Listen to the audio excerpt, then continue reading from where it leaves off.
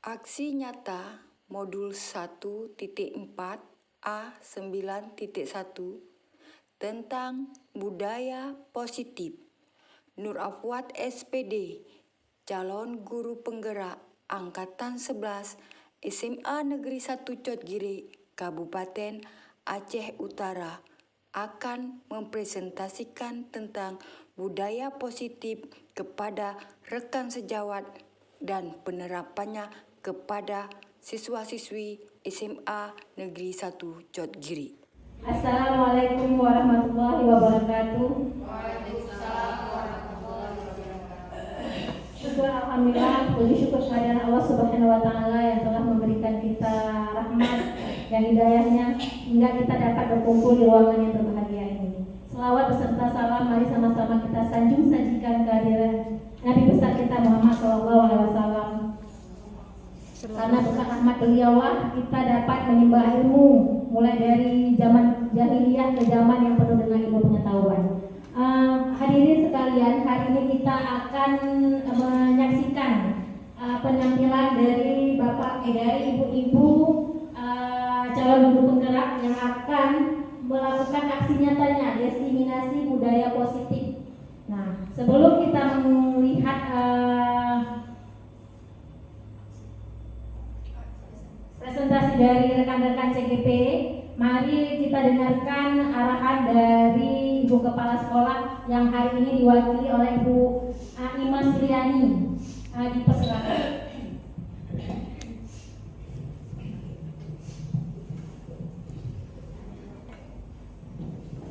Bismillahirrahmanirrahim. Assalamualaikum warahmatullahi wabarakatuh. Puji syukur pada Allah Subhanahu wa taala yang telah memberkati kita semua. Selamat Islam dan selamat iman. Selawat teriring salam tak henti-hentinya kita sajikan kepada Nabi besar Muhammad sallallahu alaihi wasallam yang telah membuka cakrawala manusia menuju ke dunia yang syarat dengan ilmu pengetahuan dan berakhlakul karimah. Oke, Bapak Ibu yang saya banggakan, kemudian Bapak Ibu, ibu-ibu calon guru penggerak yang luar biasa yang menjadi profil kebanggaan sebuah instansi organisasi pendidikan yang kedepannya akan menggerakkan dunia pendidikan melalui peningkatan mutu tentunya. Baik, dalam pertemuan ini saya sangat berbangga kepada guru-guru kami yang telah bersusah payah memperjuangkan upayanya di dalam mengikuti guru penggerak yang nanti menjadi model menjadi role model untuk pembelajaran di kelas. Dalam kegiatan hari ini kita akan melihat presentasi dari teman-teman kita dalam tema diseminasi budaya positif. Di sini saya sangat mengharapkan apa yang disampaikan nantinya dapat menjadi contoh ataupun dapat diimplementasikan di dalam pergaulan kita di dunia pendidikan, khususnya di SMA Negeri 1 Cotgiri. Budaya positif yang dikembangkan nantinya itu ada bertiga teman-teman kita, nanti tentunya ada beraneka. Di antaranya budaya positif ini seperti yang telah kita laksanakan di sekolah kita, seperti 5S tentunya ya, salam, senyum, sapa, sopan dan santun. Dan ada juga budaya positif yang kita implementasikan di kelas, yaitu keyakinan kelas tentunya itu ya. Jadi di dalam keyakinan kelas ini setiap wali kelas membuat kesepakatan di dalam kelasnya, artinya jangan kesepakatan itu ditentukan oleh wali kelas, tetapi berembuklah, bermusyawarahlah apa yang menjadi kesepakatan pada di kelas itu yang menjadi kesepakatan siswa kita. Contoh, kesepakatannya datang tepat waktu, itu kesepakatan yang dibuat oleh mereka dan kita menegaskan saja. Jadi biarkan mereka nantinya yang akan mengembangkan apa-apa saja poin-poinnya di dalam membuat kesepakatan kelas. Kemudian berpakaian rapi, bertutur kata sopan itu merupakan poin-poin daripada keyakinan kelas. Kemudian aktif dalam proses pembelajaran itu biar mereka yang mengutarakan. Jadi kita hanya menulis dan menegaskan, dan nanti sepertinya yang saya ketahui ketahui nanti akan wali kelasnya akan membuat wacananya atau narasinya dan menjadi momen yang ada di dinding daripada kelas itu. Jadi mereka bisa setiap hari membaca dan mengingatkan dirinya tentang apa yang mereka sepakati. Dan Bapak Ibu, ini sangat besar manfaatnya untuk kelangsungan pembelajaran kita dan meningkatkan mutu. Artinya, jika anak-anak kita melakukan tindakan yang salah dari apa yang dia sepakati melalui kesepakatan kelas, kita dengan mudah melakukan segitiga restitusi tentunya. Kita akan menyelesaikan masalah dengan menanyakan apa yang telah disepakati. Jadi siswa itu tidak merasa tertekan, siswa itu tidak merasa terzolimi dengan tuduhan-tuduhan yang kita lantunkan. Jadi untuk jelasnya nanti kita akan melihat langsung bagaimana sih diseminasi budaya positif yang dipresentasikan oleh rekan-rekan guru. Jadi nantinya harapan saya semua yang disampaikan oleh rekan-rekan nanti yang calon guru penggerak ini akan bisa kita implementasikan dan kita laksanakan di dalam kelas untuk menuju kepada guru yang sangat Baiklah, saya Bu Nur Afwat akan mengantar tentang aksi nyata yaitu budaya positif yang fokus pada keyakinan kelas. Jadi sebelum kita memulai aksi nyatanya, marilah sama-sama ibu kita akan melakukan senyuman manis selama 30 detik. Coba ibu-ibu tampilkan senyuman yang paling manis.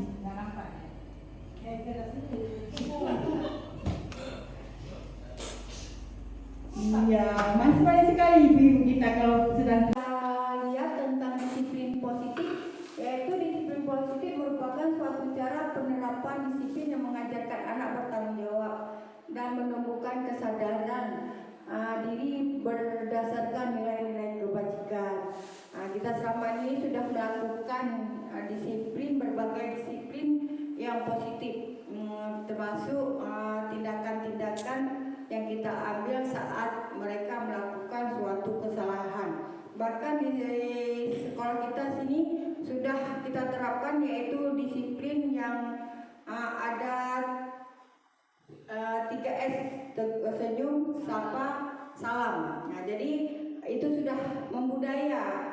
Bahkan anak-anak tanpa kita tegur atau kita arahkan, mereka sudah tahu aktivitas yang mereka lakukan.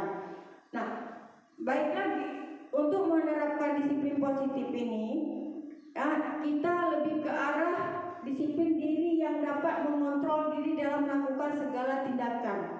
Jadi kita seorang guru tuh harus memiliki nilai kontrol diri sendiri, sehingga kita tahu nanti bagaimana yang kita lakukan, apakah sudah positif atau belum. Nah, disiplin positif diri dapat membuat murid memahami dan menyadari berdasarkan motivasi internal, bukan akibat paksaan, pujian ataupun hukuman.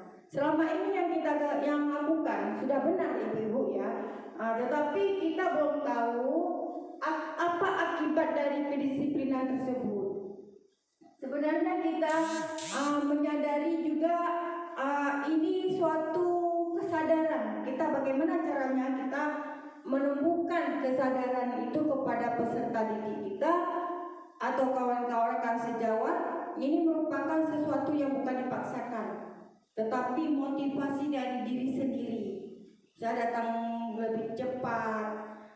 Jadi mereka harus melakukan suatu perbaikan yang tidak dipaksakan, tetapi mereka harus melakukan sesuatu itu sebagai motivasi yang ada di dalam dirinya sendiri dan bukan paksaan, bukan juga mengharap pujian, bukan juga takut terhadap hukuman.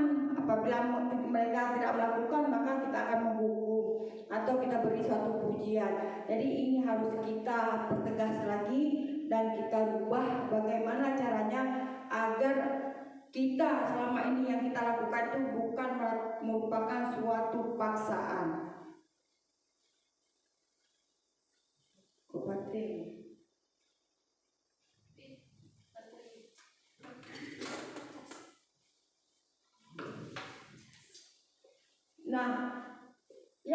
kita timbulkan adalah yaitu karakter profil pelajar Pancasila. Kita sangat mendambakan seorang siswa atau diri kita, rekan-rekan sejawat, memiliki yaitu profil Pancasila pada diri kita sendiri. Yang pertama yaitu beriman, bertakwa kepada Tuhan Yang Maha Esa. Ini sudah kita lihat kedisiplinan positif kita sebelum kita belajar di sekolah kita melakukan pembacaan ayat suci Al-Quran. Itu merupakan salah satu daripada profil Pancasila. Kemudian mandiri, bagaimana kemandirian kita, kemudian berbhinneka global, kemudian menumbuhkan rasa bergotong royong, kemudian kreatif, bernalar kritis. Jadi sesuai dengan visi kita, kita juga akan menumbuhkan sifat mandiri, kreatif terhadap karakter anak bangsa. Nah, di sini sesuai dengan profil Pancasila, maka disiplin positif tadi harus juga memperhatikan kelima hal tersebut.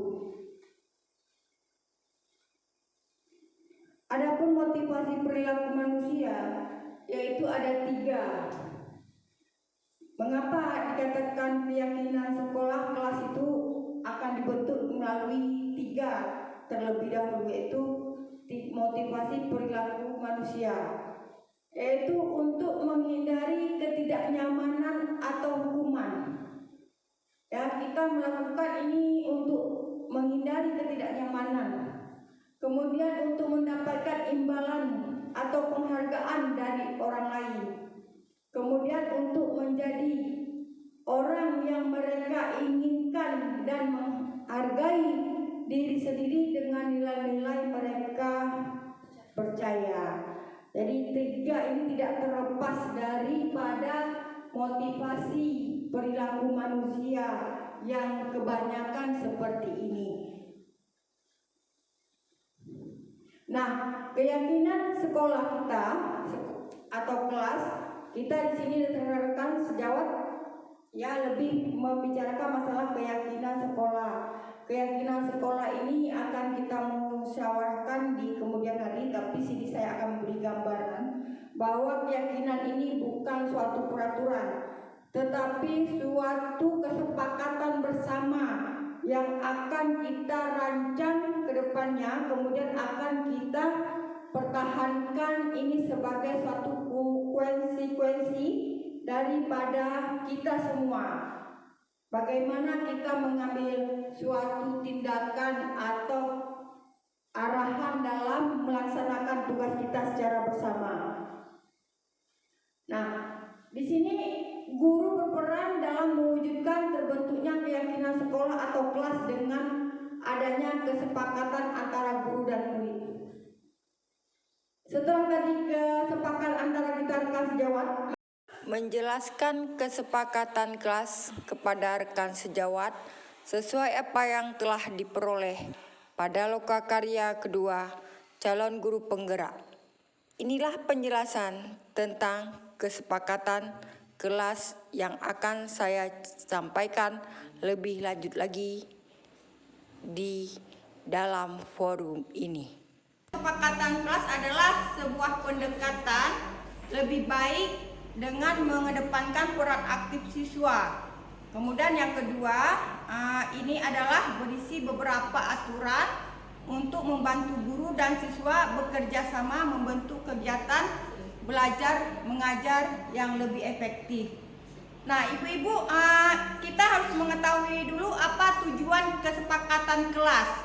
Adapun tujuannya yaitu menumbuhkan komunikasi efektif antara siswa dan guru. Kemudian yang kedua, menciptakan pembelajaran yang berpusat pada siswa.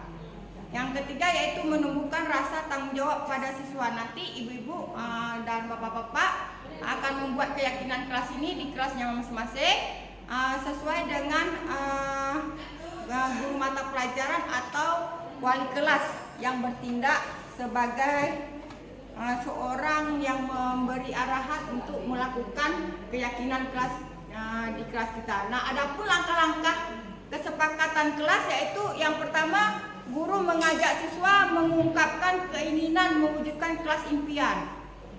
Jadi kelas yang bagaimana diimpikan nanti ibu-ibu bersama dengan siswanya, maka akan kelihatan yaitu bagaimana yaitu kelas yang diimpikan. Kemudian meminta siswa menuliskan apa yang mereka pikirkan dan inginkan tentang kelas dalam belajar. Nanti memintakan siswa untuk ke depan menuliskan yaitu bagaimana yang mereka inginkan dalam belajar, keyakinannya. Kemudian siswa menuliskan tentang kelas impian mereka. Yang keempat, hal-hal yang ditulis tentang kelas impian dibaca satu persatu dengan bantuan siswa. Kemudian nanti ibu-ibu dan bapak-bapak akan membaca satu-satu tentang apa yang mereka inginkan, yang akan disepakati secara bersama-sama. Kemudian yang kelima, guru dan siswa mendiskusikan membahas impian tentang kelas yang sudah mereka tulis. Nah, setelah kita tulis, maka guru juga dan siswa akan berdiskusi untuk dijadikan kesepakatan kelas. Yang keenam, guru dan siswa membaca hasil kesepakatan. Setelah didiskusi, ditulis, kemudian kita panggil salah satu anak untuk membacakan kesepakatan yang sudah disetujui. Nah, adapun kesepakatan kelas ini salah satu contoh ya ibu, bapak-bapak, bukan baku. Ini saya kasih bagaimana kesepakatan itu nanti. Ini saya ambil yaitu kesepakatan kelas contoh saat saya mengajar sebagai guru mata pelajaran dan wali kelas. Yang pertama yaitu masuk kelas tepat waktu, menjaga kebersihan kelas, kemudian saling menghargai sesama teman, dan yang keempat tidak membuat keributan saat belajar. Yang kelima, mengerjakan tugas tepat waktu. Yang keenam, menghormati guru saat sedang menjelaskan. Kemudian yang ketujuh, suasana kelasnya aman, nyaman, dan damai. Ini tidak baku ya ibu dan bapak-bapak. Nanti tergantung dengan kemauan anak dan bapak-bapak dan ibu-ibu sekalian. Jadi ini hanya sebagai contoh. Nah, jangan lupa ibu-ibu nanti dibuat tanda tangan kesepakatan kelasnya. Adapun tanda tangan ini bertujuan agar nanti apabila ada siswa yang melanggar, maka kita dapat memperlihatkan kembali sesuai dengan apa yang telah disepakati. Nah, inilah ibu-ibu dan bapak-bapak penjelasan tentang yaitu kesepakatan kelas. Nanti aplikasinya bisa kita jalankan di kelas masing-masing agar pembelajaran lebih efektif dan kebutuhan dasar manusia harus kita pahami secara bersama-sama, khususnya kita rekan-rekan guru, agar budaya positif dapat kita tumbuh kembangkan di sekolah tercinta kita ini. Maka saya akan menjelaskan tentang kebutuhan dasar manusia pada kesempatan kali ini.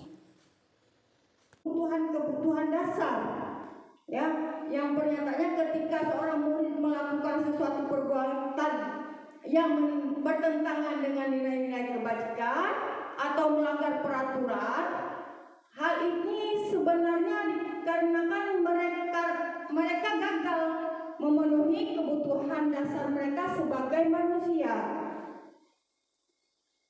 Nah, inilah yang harus kita perhatikan. Jangan kita asal melakukan keyakinan di kelas tapi tanpa mengetahui kebutuhan dasar. Yang pertama itu kebutuhan dasar bertahan hidup.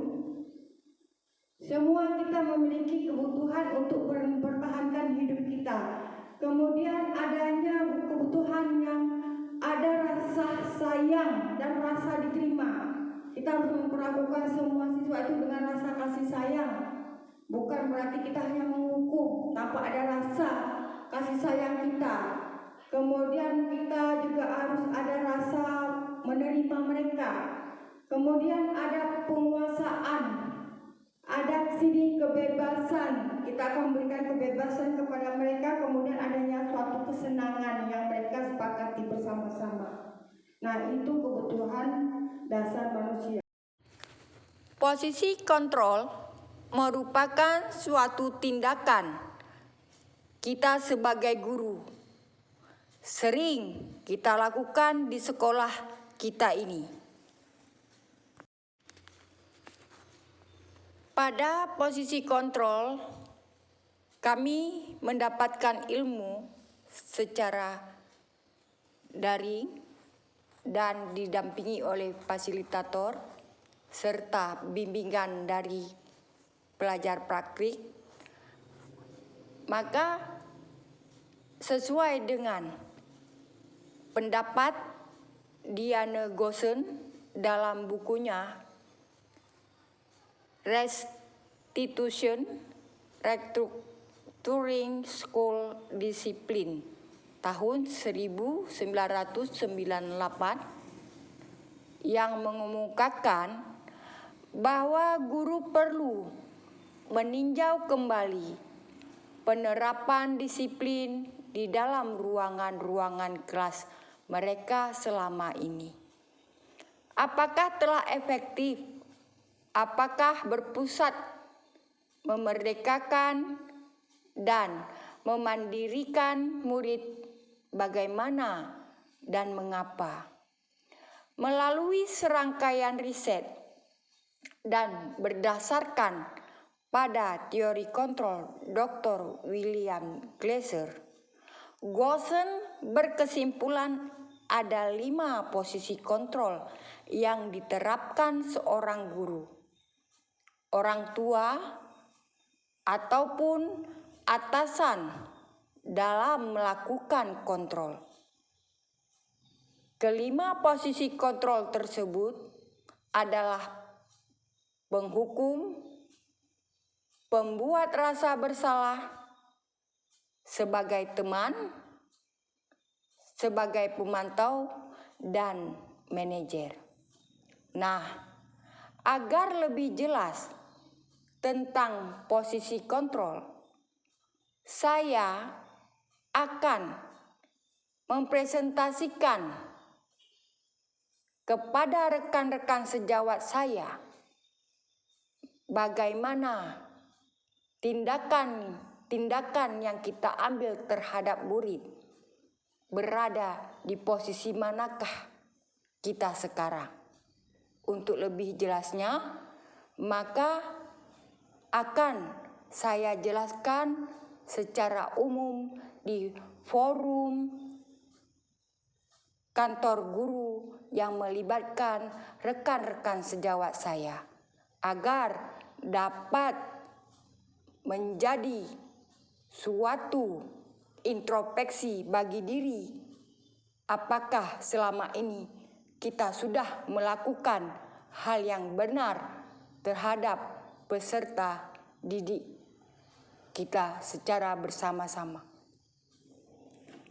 Perkembangan yang kami dapatkan di CGP ya tentang ilmu-ilmu baru. Nah, seperti di sini kita sering melakukan suatu tindakan tanpa mengetahui itu apa akibatnya, bagaimana, dan apa dampaknya terhadap murid.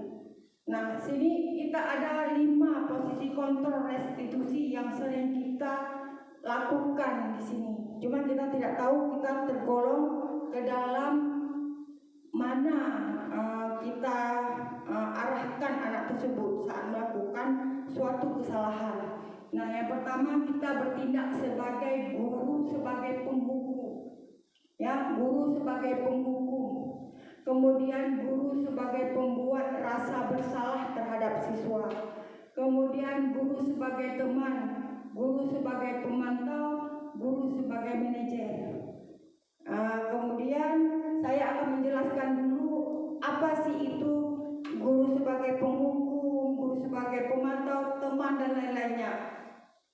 Nah, di sini biar ibu-ibu tahu dan bapak-bapak tahu kalau kita sebagai penghukum itu kita menghardik mereka, kita menunjuk-nunjuk mereka saat mereka melakukan suatu kesalahan, menyakiti mereka, menyindir mereka dengan mata kita yang melotot. Nah, itu sebagai seorang guru yang menghukum. Nanti akan saya tanyakan contoh suatu masalah yang sering kita hadapi, apakah kita sudah berlaku selama ini sebagai apa gitu. Ya, kemudian kita selalu berkata kalau kamu tidak melakukannya awas ya, rasakan. Itu yang sering kita ancam mereka. Nah, kemudian hasilnya mereka akan memberontak. Mereka akan menyalahkan orang lain untuk berbohong. Kemudian kaitannya dengan dunia berkualitas, murid meletakkan guru di luar dunia berkualitasnya. Dia tidak akan memprioritaskan guru itu. Kemudian apa dampak yang dirasakan oleh murid tersebut? Dia akan mengatakan, biarkan saja, nanti juga marah-marah lagi. Berarti dia sudah tahu karakter kita itu taunya marah-marah, menghargai mereka. Jadi dia sudah tahu nanti kalau dia melakukan salah paling cuma marah-marah saja. Nah, dampaknya mereka akan mengulangi selalu kesalahan tersebut. Kemudian kita bertindak membuat rasa bersalah sebagai istilahnya posisi kontrol yang membuat mereka rasa bersalah, yaitu guru bagaimana? Guru berceramah dan mengatakan seharusnya ya kamu tidak seperti itu. Ibu kecewa kamu telah melakukan ini. Nah, bagaimana guru berkata seharusnya kamu sudah tahu, ibu lelah sekali. Jadi mereka akan merasa dirinya itu bersalah telah menyusahkan kita sebagai guru. Hasilnya mereka akan menyembunyikan, menyangkal dan berbohong agar kita tidak merasa dirinya itu bersalah. Jadi mereka itu menyangkal melakukan hal tersebut. Nah, kemudian dia akan mudah berkata itu, maafkan saya, Bu. Nah, ini apa yang akan terjadi pada dia? Maka dia akan merasa rendah diri. Ini akibat daripada posisi, yaitu kita sebagai guru membuat rasa bersalah. Kemudian bagaimana kita kalau juga memperlakukan dia sebagai teman, yaitu kita membuatkan alasan-alasan untuk muridnya. Kita membuat alasan berbagai macam kuferan kita selalu bercanda gurau dengan mereka. Jadi kita membuat alasan untuk muridnya. Kemudian ayolah lakukan demi ibu. Masa kamu tidak mau? Ingat, tidak ibu pergi. Pokoknya kita bercanda seolah itu teman kita. Apa yang akan kita dapatkan dari ini? Mereka akan lemah, tidak mandiri, dan selalu bergantung dengan kita. Melakukan suatu kegiatan, tunggu dulu ibu, kompromikan dengan ibu. Jadi dia tidak menjadi siswa yang mandiri sesuai dengan profil Pancasila. Nah, kemudian kita sebagai guru, sebagai pemantau, yaitu menghitung dan mengukur apa peraturannya. Sedikit kita tanya pada siswa, apa sih peraturannya? Kemudian mereka akan menyesuaikan diri. Kalau kita yang pantau terus, tapi kalau tidak kita pantau, dia akan sesuka-suka hatinya. Kemudian kita selalu mengatakan berapa banyak yang sudah dilakukan kesalahan, berapa halaman saya harus menulis. Nah, ini mengakibatkan dia akan menitik beratkan pada sanksi atau hadiah untuk dirinya sendiri. Berarti dia kalau saat kita pantau ya baik-baik aja, tapi kalau tanpa kita pantau, dia akan bertingkah laku seperti seorang yang lepas kendali. Nah, ini kurang menumbuhkan rasa dia yaitu percaya diri dalam menyelesaikan masalah. Nah, kemudian kita satu lagi yaitu sistem manajer. Ini yang sering kita dambakan, yaitu mengajukan pertanyaan-pertanyaan kepada siswa dengan bahasa yang bagus.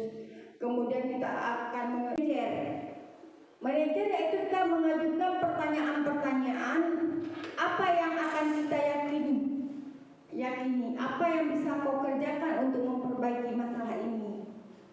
akan menguatkan mereka kepribadian mereka, yaitu mereka menjadi orang-orang yang bisa menyelesaikan masalahnya sendiri. Kemudian murid meletakkan dirinya sebagai individu yang positif dan berkualitas dan merasa bahwa dia bisa menyelesaikan masalahnya sendiri. Kemudian bagaimana cara saya bisa memperbaiki keadaan, jadi sehingga ada timbul kesadaran bagaimana Bu ya saya menyelesaikannya. Nah, dengan arahan kita dia dapat menyelesaikan masalahnya sendiri. Nah, apa kelebihan ini? Yaitu dia mengevaluasi diri, bagaimana cara dia memperbaiki diri dia sendiri. Jadi dia menimbulkan rasa percaya diri dan mampu menyelesaikan masalah sendiri dan mandiri. Kemandirian inilah yang kita tuntut pada siswa kita agar dia tanpa kita pun bisa menyelesaikan masalah sendiri di lingkungannya dan di masyarakat mereka tinggal ini ya. Jadi 5 posisi kontrol ini sangat kita perhatikan. Coba saya bertanya terlebih dahulu, selama ini kita kalau dari segi sekian banyak ini masalah, kira-kira posisi mana yang sering kita lakukan ibu-ibu ya? Jadi kayaknya lebih ke hukum saya. iya Bu Nola, jadi Kayaknya kalau yang kita lakukan ini kita lebih ke penghukum sepertinya ya. Kita tidak mengulik apa sih alasan anak-anak itu terlambat. Kemudian tapi kita hanya memfonis kamu terlambat ya. Atau jam berapa ini? Tertib itu ya selama ini yang terjadi di lingkungan kita mungkin ya. iya. Bu Widya bagaimana? Mungkin sama Bu ya, saya juga mungkin lebih ke penghukum selama ini. Tapi alhamdulillah setelah Ibu menjelaskan segini banyaknya, saya sudah cukup paham. Ternyata penghukum itu karakternya seperti apa ya. Ya, jadi mungkin nanti kedepannya kita coba praktikkan yang lain seperti manajer di dalam kelas untuk menyelesaikan permasalahan antara kita dengan siswa seperti itu Bu ya. Oke, termasuk bukan ibu-ibu saja ya. Sebelum saya ikut CGP juga seperti itu ya. Jadi lebih mengharapkan siswa itu dihukum merasa sudah puas ya. Jadi kita bertindak sebagai penghukum. Ternyata kita juga memiliki 5 kebutuhan dasar sebagai manusia. Nah, kita sama ini alangkah bersalahnya kita seorang guru yang tidak memperhatikan mereka langsung memberi hukuman. Oke, kita lanjut ibu-ibu, nanti kita terapkan di dalam kelas atau di depan kita sehari-hari saat menghadapi siswa. Nah, sekarang saya akan menambah lagi yaitu posisi kontrol restitusi. Nah, di antara kelima posisi kontrol tersebut sebaiknya seorang guru menggunakan posisi kontrol sebagai manajer. Berarti disarankan kita tadi menggunakan yang manajer, yaitu menumbuhkan rasa mandiri. Nah, di sini guru juga dapat berbuat sesuatu bersama murid, mempersilahkan murid bertanggung jawab dan mendukung murid agar dapat menemukan solusi. Ini dari kelebihan dari posisi kontrol restitusi yang bersifat manajer. Nah, kemudian kita Baik, setelah saya menjelaskan tentang 5 posisi kontrol restitusi, yaitu guru sebagai penghukum, guru sebagai pembuat merasa bersalah, guru sebagai teman, sebagai pemantau, dan juga sebagai manajer. Di sini saya mau coba bertanya dulu, siapa yang bisa menjawab? Pertanyaannya adalah, apa perbedaan antara hukuman dengan konsekuensi? Siapa yang bisa jawab, Bapak Ibu? Silakan. Ibu. Kalau sebagai hukuman itu guru bertindak sebagai penghukum. Siswa melakukan kesalahan, maka guru akan mengambil tindakan langsung menghukum siswa tanpa menanyakan apapun terlebih dahulu. Apa sih perbedaan antara silakan Mas, nanti bisa ini? Bisa ya? Oke, ini pemahaman saya ya. Nanti kalau ada sedikit kesilapan boleh diganti ya Bapak Ibu ya. Yang saya pahami dari hukuman, atau kalau hukuman itu sesuatu yang kita berikan kepada siswa tanpa tahu fungsi posisinya untuk apa.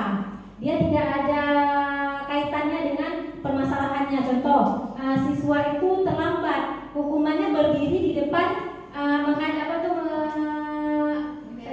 ya di depan yang bendera. Apa hubungannya terlambat dengan berdiri di depan bendera? Tidak ada hubungannya, maka itu tidak kategorikan sebagai hukuman. Nah, kalau konsekuensi itu siswa terlambat ke sekolah 5 menit. Maka sebelum pulang sekolah dia harus tinggal di sekolah selama 5 menit. Nah, berarti ada hubungannya. Tadi dia terlambat 5 menit, sehingga dia harus stay di sekolah itu selama 5 menit juga untuk menutupi 5 menit yang dia terlambat tadi. Itu yang saya pahami Bapak Ibu. Tapi kalau yang lain saya belum tahu. Kenapa nanti bisa dikasih pencerahan sama Bu Lydia. Ya, terima kasih Bu Yudi atas tanggapannya. Itu sangat bagus sekali ya, sudah sama contoh-contohnya, jadi sudah sangat jelas ya. Jadi kalau hukuman itu adalah suatu kejadian, kesalahan yang dilakukan oleh seorang siswa, tetapi ditindaki dengan menghardik ya, menunjuk-nunjuk atau memberi hukuman yang tidak sesuai dengan masalah ya. Sedangkan konsekuensi itu adalah lebih disebut dengan membayar ya, atau menyelesaikan kesalahan yang mereka lakukan. Contohnya tadi seperti terlambat masuk pelajaran olahraga selama 10 menit. Maka setelah habis jam pelajaran olahraga, dia tetap tinggal untuk menyelesaikan pembelajaran yang tertinggal. Itu disebut dengan konsekuensi. Bagus Bapak Ibu semuanya, terima kasih atas tanggapan yang Bapak Ibu berikan. Saya lanjut lagi ya. Segitiga restitusi, menstabilkan identitas, validasi tindakan yang salah, menanyakan keyakinan.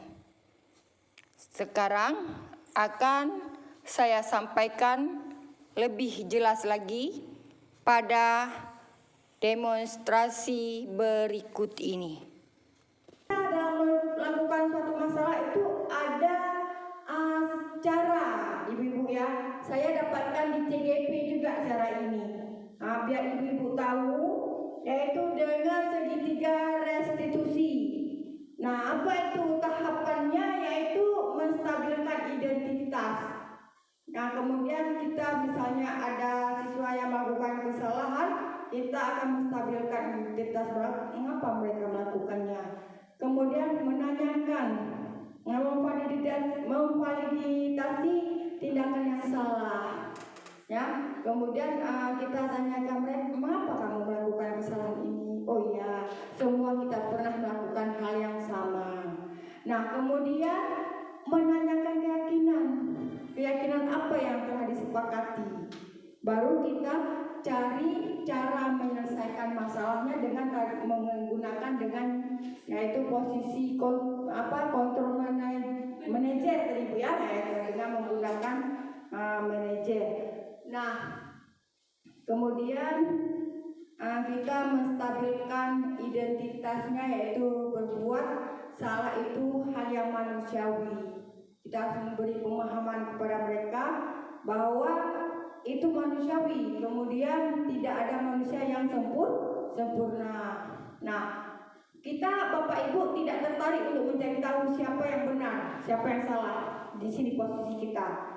Nah, kita tertarik untuk menyelesaikan masalahnya. Kemudian kalau kita menyalahkan dirinya terus-menerus, maka dia akan bersikap tidak baik pada kita. Seharusnya kita yaitu tidak boleh dia menyalahkan dirinya sendiri terus-menerus. Lanjut, validasi tindakan yang salah. Apa maksudnya yang tadi? Yaitu validasi yang salah dilakukan berdasarkan prinsip bahwa setiap perilaku perubahan berupaya memenuhi suatu kebutuhan tertentu, sehingga guru atau orang tua akan bergeser dari pemikiran stimulus respon menjadi proaktif. Ya, kemudian serta akan lebih mengenali dan mengakui kebutuhan murid atau anak. Kemudian ini hanya penjelasan saja. validasi tindakan yang salah. Itu dilakukan berdasarkan prinsip bahwa setiap perilaku berupaya memenuhi kebutuhan tertentu, sehingga guru atau orang tua akan bergeser dari pemikiran stimulus respon menjadi proaktif, serta akan lebih mengenali dan mengakui kebutuhan murid atau anak.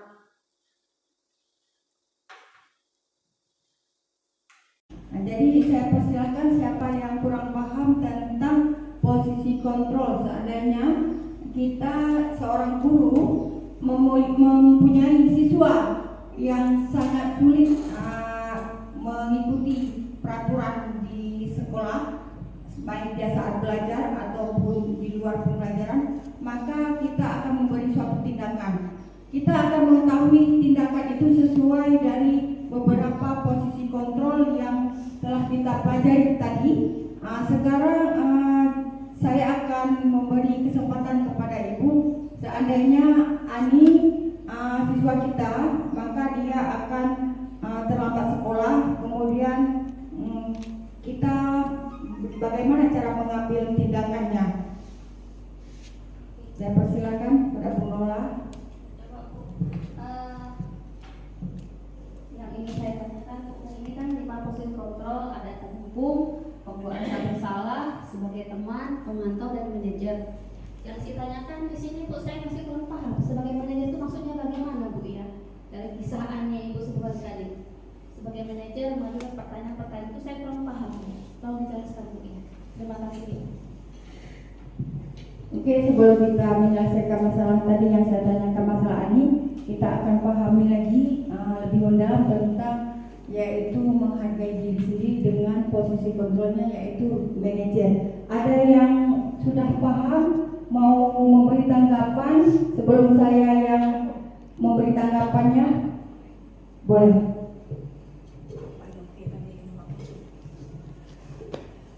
Baik Bu, setahu saya yang 5 posisi kontrol ini ada penghukum, pembuat rasa bersalah, teman, pemantau, dan manajer. Sementara ini kita memang banyak yang kita lakukan itu posisi yang gagal, identitas gagal. Artinya seorang guru ini banyak bertindak sebagai penghukum dan pembuat rasa bersalah yang selama ini kita lakukan. Yang ditanyakan tadi kan bagaimana seorang manajer. Manajer ini bukan hanya memang kita sudah punya posisi sebagai guru. Jadi posisi kita untuk menyelesaikan masalah itu sebagai manajer, jadi artinya tidak semena-mena. Kita harus mengajukan pertanyaan dulu. Umpama tadi si Ani terlambat, kenapa nak terlambat? Kita harus tahu dulu apa alasannya. Jangan terus kita menghukum. Selama ini guru-guru ini selalu bertindak sebagai penghukum, itu gagal, itu identitas yang gagal. Kita selalu memvonis orang sehingga orang itu merasa bersalah, sebenarnya dia tidak bersalah. Itu yang salah.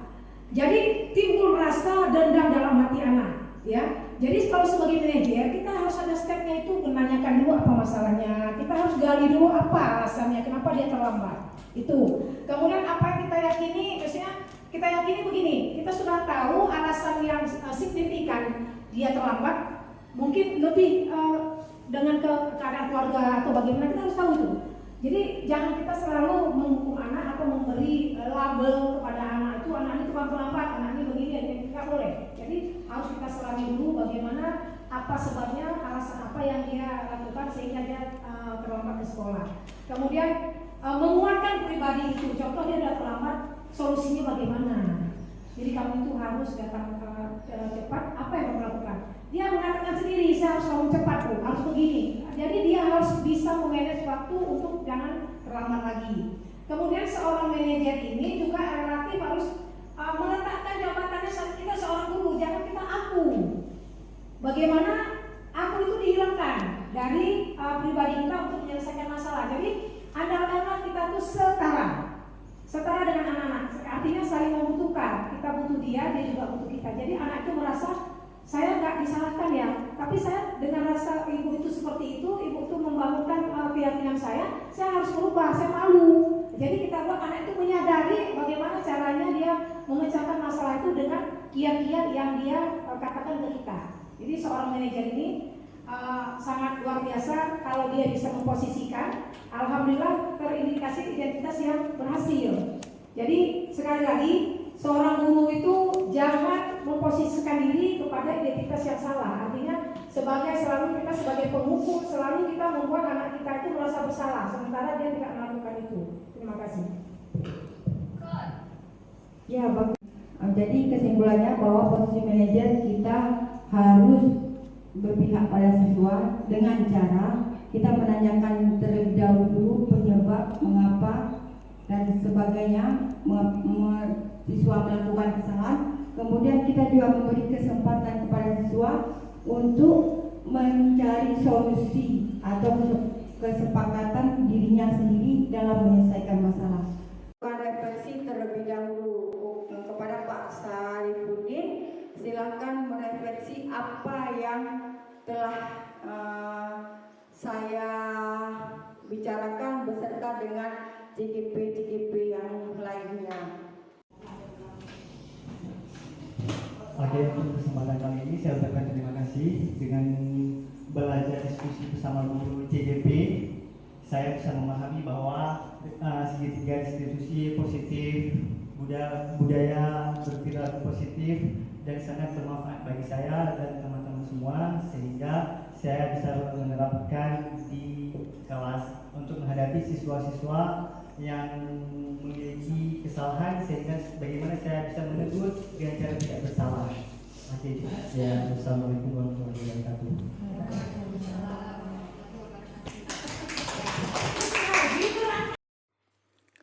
Keyakinan kelas pada siswa-siswi SMA Negeri 1 Cotgiri sebagai wali kelas dan guru mata pelajaran matematika akan membuat suatu keyakinan di dalam kelas untuk melancarkan proses pembelajaran dan pembentukan karakter budaya positif pada siswa. Assalamualaikum warahmatullahi wabarakatuh. Waalaikumsalam warahmatullahi wabarakatuh. Bagaimana keadaan anak-anak ibu hari ini? Baik semua kan?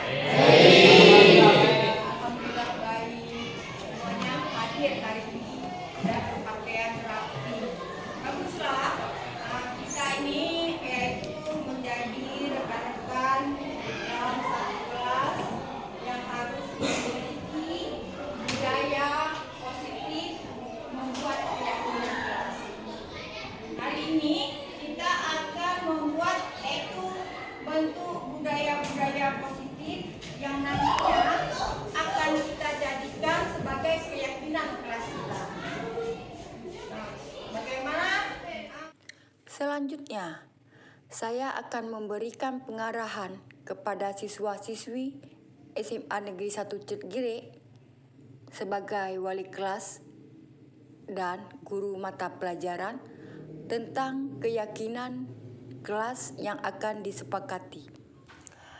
Prosedur pembentukan keyakinan kelas mempersilahkan murid di kelas untuk mencurahkan pendapat tentang peraturan yang perlu disepakati kelas. Yang kedua, mencatat semua masukan-masukan pada murid di papan tulis atau di kertas yang ukuran poster, di mana semua anggota kelas bisa melihat hasil curah pendapat. Kemudian, susunlah keyakinan kelas sesuai prosedur pembentukan keyakinan kelas. Yang keempat, gantilah kalimat-kalimat dalam bentuk negatif menjadi positif. Kemudian, tinjau ulang keyakinan kelas secara bersama-sama.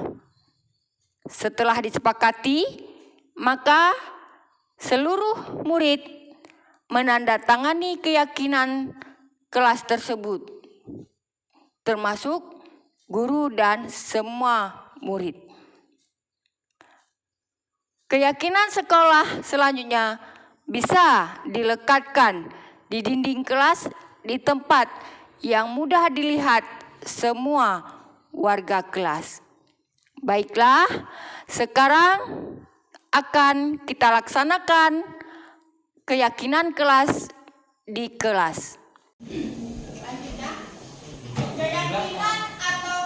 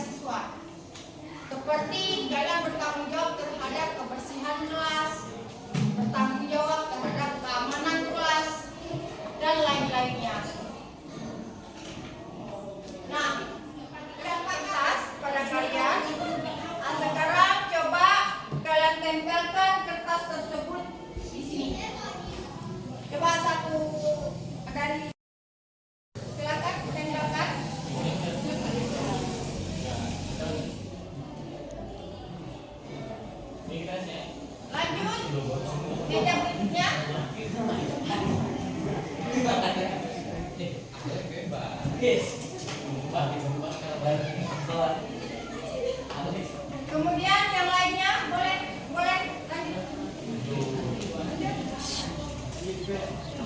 Siapa lagi yang mau nempelnya?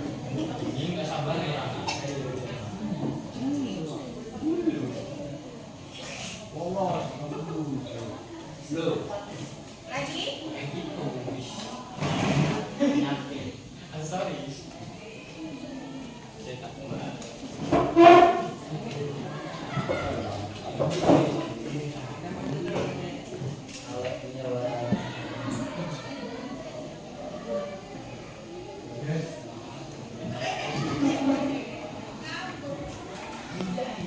Amin.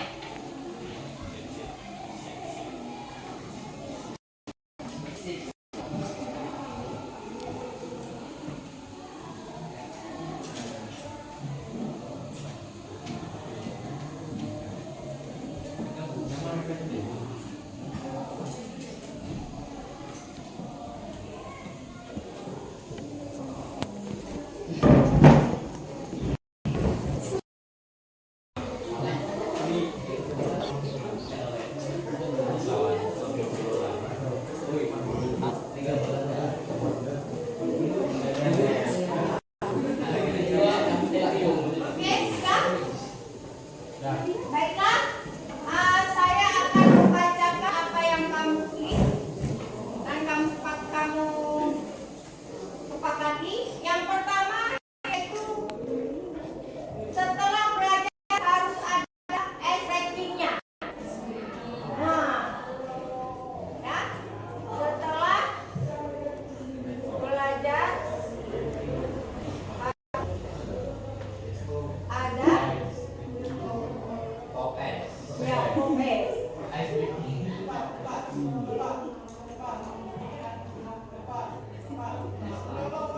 Yang kedua, tidak keluar kelas tanpa izin dari guru. Berarti tidak keluar. Yang ketiga, tolong minta lainnya, yaitu menjaga kebersihan kelas.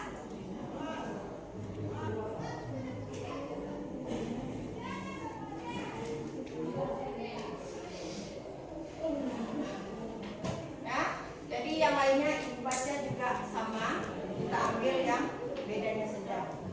Nah, sekarang setelah belajar harus ada SDG-nya. Ini kita kaitkan dengan terhadap Tuhan Yang Maha Esa. Belajar sebelum belajar kita biasakan seperti apa? Jadi apa yang Ibu tulis? Memulai pembelajaran dengan yang kedua, masuk kelas tepat pada waktunya. Itu kita atur kata-katanya yang baku, yaitu yang pertama memulai pembelajaran dengan membaca jadwal. Kemudian masuk kelas tepat waktunya. Hari ini kita memiliki kesempatan kelas kita adalah yang pertama kita masuk kelas tepat waktu. Yang kedua menjaga kebersihan kelas. Kemudian yang ketiga saling menghargai sesama teman. Ya. Kemudian tidak membuat keributan saat belajar. Kemudian mengerjakan tugas tepat pada waktunya. Itulah kesepakatan kelas kita yang akan kita laksanakan secara bersama-sama. Ya.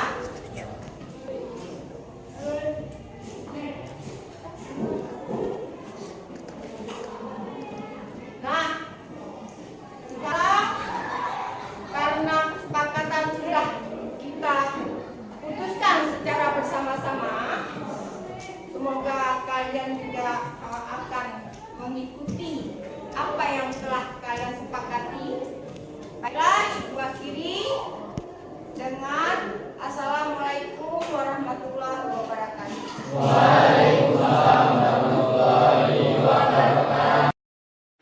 Penandatanganan kesepakatan kelas yang dilakukan oleh seluruh siswa beserta dengan Dewan Guru agar siswa mendapat satu kesepakatan yang akan ditempelkan di dinding sebagai kesepakatan kelas bersama. Penandatanganan kesepakatan kelas yang dilakukan oleh seluruh siswa beserta dengan Dewan Guru agar siswa mendapat satu. Setelah kesepakatan kelas dilaksanakan selama seminggu, guru menanyakan bagaimana perasaan siswa sebagai masukan dan refleksi langsung untuk kelanjutan dan penerapannya ke depan selama 1 semester, sehingga menciptakan lingkungan kelas yang aman, nyaman, dan tertib untuk kelancaran proses belajar di kelas. Faisal, Ibu persilakan bagaimana setelah kita membuat kesepakatan kelas kita. Saya merasa dihargai oleh teman-teman dan nyaman dalam belajar setelah membuat kesepakatan kelas bersama. Oke. Mengambil kesepakatan kelas, coba mewakili kawan-kawannya, silakan. Saya merasa dihargai oleh teman-teman dan nyaman dalam belajar setelah dibuat kesepakatan kelas bersama. Oke, berarti semua merasa nyaman ya? Iya, Bu. Terima kasih atas tanggapannya. Harapan kedepannya, kami sebagai calon guru penggerak Angkatan 11 SMA Negeri 1 Cotgiri, saya yang bernama Nur Afwat SPD dan Hazara Aswanola SPD beserta rekan saya Widya Mulyani SPDI mengharapkan sekolah kami ke depannya akan memiliki harapan ke depannya. 1. Meningkatkan rasa saling menghormati, empati sesama guru dan siswa. Yang kedua, menerapkan metode pembelajaran inovatif, kreatif, dan efisiensi dengan lingkungan yang aman, bersih, dan tertib di kelas. Yang ketiga, menumbuhkan karakter mandiri dalam menyelesaikan berbagai permasalahan dengan metode manajer sesuai profil Pancasila. Terima kasih, semoga sukses, semangat calon guru penggerak Angkatan 11. Oke, wassalamualaikum warahmatullahi wabarakatuh.